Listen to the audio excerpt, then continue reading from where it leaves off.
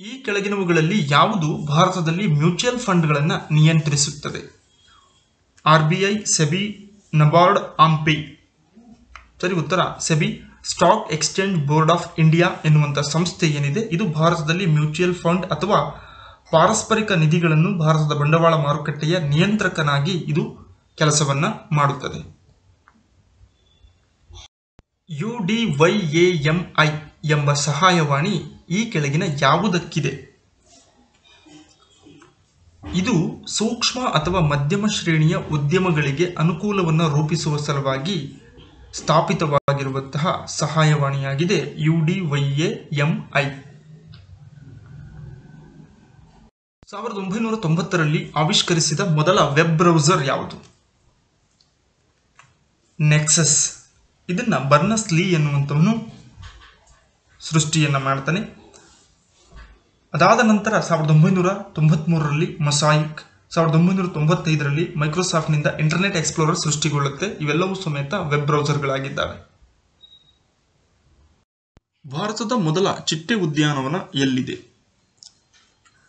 ಬನ್ನೇರುಘಟ್ಟ ರಾಷ್ಟ್ರೀಯ ಉದ್ಯಾನವನ ಬೆಂಗಳೂರಿಗೆ ಹತ್ತಿರದಲ್ಲಿದ್ದು ಇಲ್ಲಿ ದೇಶದ ಮೊದಲ ಚಿಟ್ಟೆಗಳ ಉದ್ಯಾನವನವನ್ನು ಸ್ಥಾಪಿಸಲಾಗಿದೆ. ಮುಂದಿನ ಪ್ರಶ್ನೆ, ಸರಿಯಾದ ಹೊಂದಾಣಿಕೆಯನ್ನು ಗುರುತಿಸಿ. 3 ತಪ್ಪಾದ ಹೊಂದಾಣಿಕೆ ಇದ್ದಾವೆ, ಅದರಲ್ಲಿ ಒಂದು ಸರಿಯಾಗಿದೆ, ಯಾವುದು ಅಂತ ಗುರುತಿಸಬೇಕು.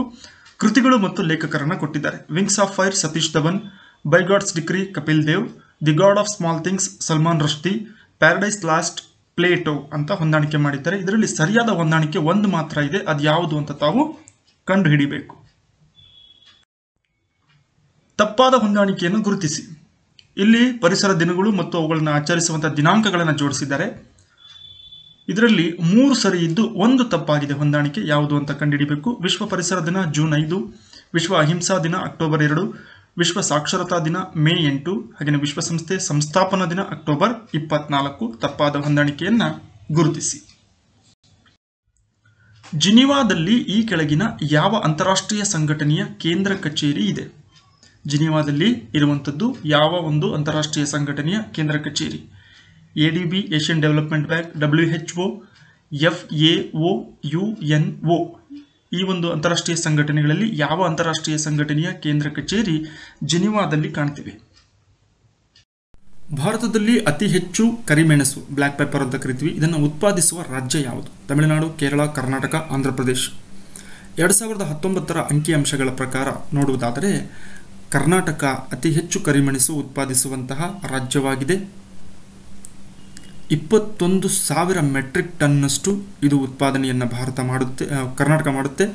ಇನ್ನು 2ನೇ ಸ್ಥಾನದಲ್ಲಿ ಕೇರಳ ರಾಜ್ಯ ಇದ್ದು ಇದು 17,000 ಮೆಟ್ರಿಕ್ ಟನ್ನಷ್ಟು ಉತ್ಪಾದನೆಯನ್ನು ಮಾಡುತ್ತೆ.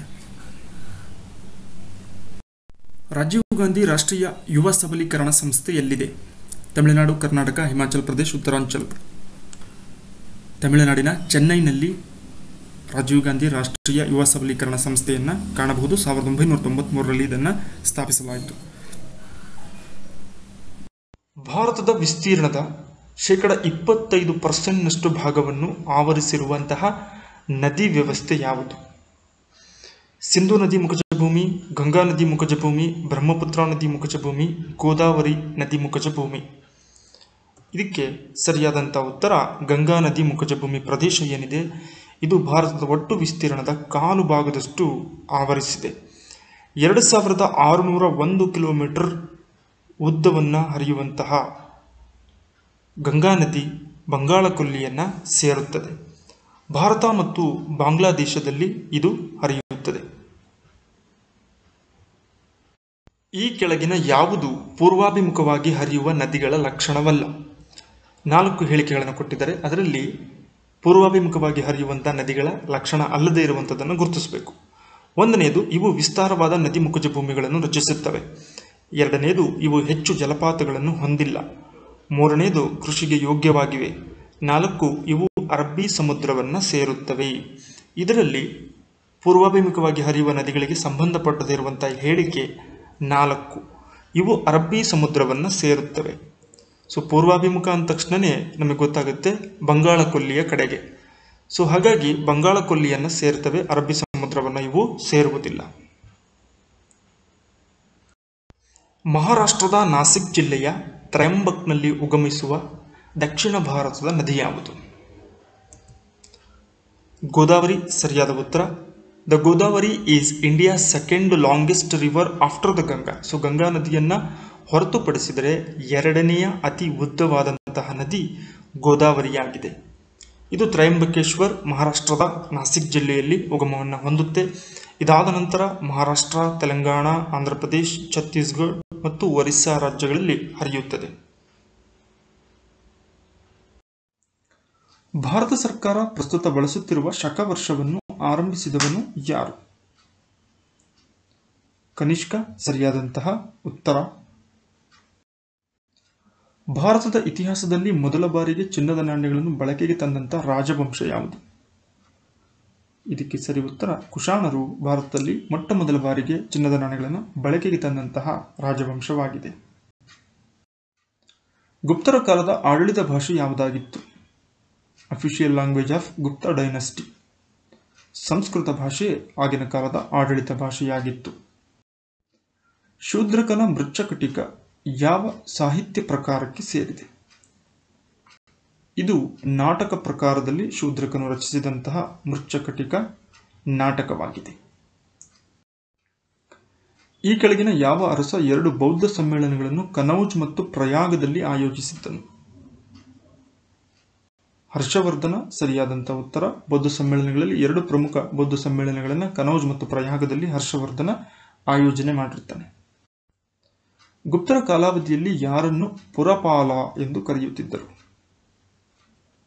ನಗರದ ಆಡಳಿತಾಧಿಕಾರಿಯನ್ನು ಗುಪ್ತರ ಕಾಲಾವಧಿಯಲ್ಲಿ ಪುರಪಾಲ ಎಂಬ ಹೆಸರಿನಿಂದ ಕರೆಯಲಾಗುತ್ತಿತ್ತು. ಭಾರತ ಸಂವಿಧಾನ ಸ್ವೀಕರಿಸಿದ ದಿನಾಂಕ ಯಾವುದು? ಇದಕ್ಕೆ ಸರಿ ಉತ್ತರ ನವೆಂಬರ್ 26, 1949. ಇದನ್ನು ಅಂಗೀಕರಿಸಿದ ವರ್ಷ ಅಂತಲೂ ಕೂಡ ಕರಿತೀವಿ. ನವೆಂಬರ್ 26 ಪ್ರತಿ ವರ್ಷ ಸಂವಿಧಾನ ದಿನ ಅಂತ ಆಚರಣೆ ಮಾಡೋದು ಇದೇ ಒಂದು ಕಾರಣಕ್ಕೆ. ಇನ್ನು ಜಾರಿಗೆ ಬಂದಿದ್ದು ಜನವರಿ 26, 1950. ಗ್ರಾಮ ಪಂಚಾಯತ್ ಚುನಾವಣೆಯನ್ನು ಈ ಕೆಳಗಿನ ಯಾರು ನಡೆಸುವರು? ಇದನ್ನ ರಾಜ್ಯ ಚುನಾವಣಾ ಆಯೋಗ ತನ್ನ ನೇತೃತ್ವದಲ್ಲಿ ಗ್ರಾಮ ಪಂಚಾಯತ್ ಚುನಾವಣೆಗಳನ್ನು ಆಯೋಜನೆ ಮಾಡುತ್ತದೆ. ಇನ್ನು ಲೋಕಸಭಾ, ವಿಧಾನಸಭಾ ಚುನಾವಣೆಗಳನ್ನು ಕೇಂದ್ರ ಚುನಾವಣಾ ಆಯೋಗ ನಡೆಸುವಂತಹ ಪ್ರಕ್ರಿಯೆ ಭಾರತದಲ್ಲಿ ಜಾರಿಯಲ್ಲಿದೆ. ರಾಷ್ಟ್ರೀಯ ಮತದಾರರ ದಿನವನ್ನು ಯಾವಾಗ ಆಚರಿಸುವರು? National voters day. ಇದಕ್ಕೆ ಸರಿ ಉತ್ತರ ಜನವರಿ 25. ಇದು ಚುನಾವಣಾ ಆಯೋಗ ಸ್ಥಾಪನೆಯಾದಂತಹ ದಿನವಾಗಿದೆ. ಆ ಕಾರಣಕ್ಕೆ ಪ್ರತಿ ವರ್ಷ ಜನವರಿ 25 ರಾಷ್ಟ್ರೀಯ ಮತದಾರರ ದಿನ ಅಂತ ಆಚರಣೆ ಮಾಡ್ತಾರೆ. ನಮ್ಮ ಸಂವಿಧಾನದ ಈ ಭಾಗವನ್ನು ಐರಿಷ್ ಸಂವಿಧಾನದಿಂದ ಎರವಲು ಪಡೆಯಲಾಗಿದೆ. ರಾಜ್ಯ ನಿರ್ದೇಶಕ ತತ್ವಗಳಿಂದವೇ directive principles of state policy. ಇವನ್ನು ನಾವು ಐರಿಷ್ ಸಂವಿಧಾನದಿಂದ ಎರವಲು ಪಡೆದು ನಮ್ಮ ಸಂವಿಧಾನದಲ್ಲಿ ಅಳವಡಿಸಿಕೊಂಡಿದ್ದೇವೆ. ಸಂವಿಧಾನ ಪರಿಹಾರ ಹಕ್ಕನ್ನು ಈ ವಿಧಿಯಲ್ಲಿ ಅಳವಡಿಸಲಾಗಿದೆ. ಆರ್ಟಿಕಲ್ 32 ಏನಿದೆ ಇದು ಸಂವಿಧಾನಬದ್ಧ ಪರಿಹಾರ ಹಕ್ಕಿನ ಬಗ್ಗೆ ವಿವರಣೆಯನ್ನ ನೀಡುತ್ತದೆ. ಸಂವಿಧಾನ ರಚನಾ ಸಭೆಯಲ್ಲಿ ಕೂರ್ಗ್ ಪ್ರಾಂತ್ಯದಿಂದ ಅಥವಾ ಕೊಡಗು ಪ್ರಾಂತ್ಯದಿಂದ ಭಾಗವಹಿಸಿದಂಥ ಪ್ರತಿನಿಧಿ ಯಾರು? ಇದಕ್ಕೆ ಸರಿ ಉತ್ತರ CM ಪೂರ್ಣಚ್ಚಾರ್ ಅವರು ಕೂರ್ಗ್ ಪ್ರಾಂತ್ಯದಿಂದ ಸಂವಿಧಾನ ರಚನಾ ಸಭೆಯಲ್ಲಿ ಭಾಗವಹಿಸಿದಂಥ ಪ್ರತಿನಿಧಿಯಾಗಿದ್ದಾರೆ. ಅಶೋಕನಿಗೆ ಸಂಬಂಧಿಸಿದ ಈ ಕೆಳಗಿನ ಯಾವ ಶಾಸನವು ಕರ್ನಾಟಕದಲ್ಲಿ ದೊರೆತಿಲ್ಲ? ನೀಡಿರುವಂತಹ ಸ್ಥಳಗಳನ್ನು ನೋಡಿದಾಗ ಅದರಲ್ಲಿ ದೊರೆಯದಿರುವಂಥದ್ದು ಗಿರ್ನಾರ್ ಶಾಸನ, ಮಸ್ಕಿ, ಪಾಲ್ಕಿಗುಂಡು, ಅಶೋಕ ಸಿದ್ದಾಪುರ ಕರ್ನಾಟಕದ ಪ್ರಮುಖ ಸ್ಥಳಗಳು. ಈ ಒಂದು ಸ್ಥಳಗಳಲ್ಲಿ ಅಶೋಕನ ಶಿಲಾಶಾಸನಗಳು ದೊರೆತಿವೆ. ಅದರಲ್ಲಿ ರಾಯಚೂರು ಜಿಲ್ಲೆಯ ಮಸ್ಕಿ ಏನಿದೆ ಅಶೋಕನ ಹೆಸರನ್ನ ದೃಢೀಕರಿಸಿದಂತಹ ಒಂದು ಶಾಸನವಾಗಿದೆ.